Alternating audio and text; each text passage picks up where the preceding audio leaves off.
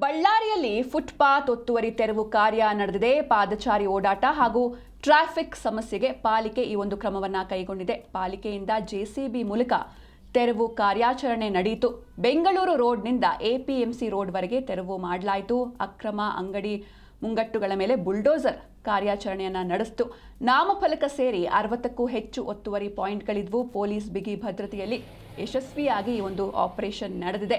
ಸಾರ್ವಜನಿಕರ ಸುಗಮ ಸಂಚಾರಕ್ಕೆ ಪಾಲಿಕೆ ಈ ರೀತಿ ಒಂದು ದಿಟ್ಟ ಕ್ರಮವನ್ನ ಕೈಗೊಂಡಿದೆ. ಬಳ್ಳಾರಿಯಲ್ಲಿ ಫುಟ್ಪಾತ್ ಒತ್ತುವರಿ ತೆರವು ಕಾರ್ಯಾಚರಣೆ ಯಶಸ್ವಿಯಾಗಿ ಕಂಪ್ಲೀಟ್ ಆಗಿದೆ.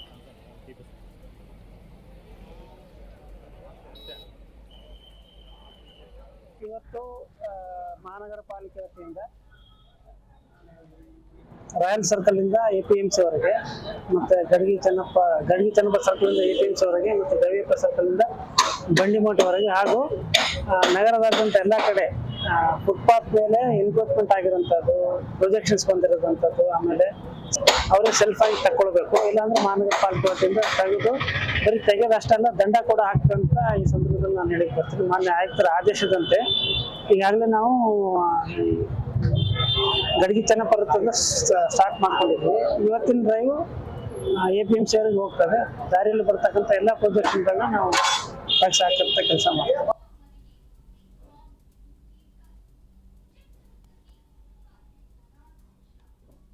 ಇವತ್ತು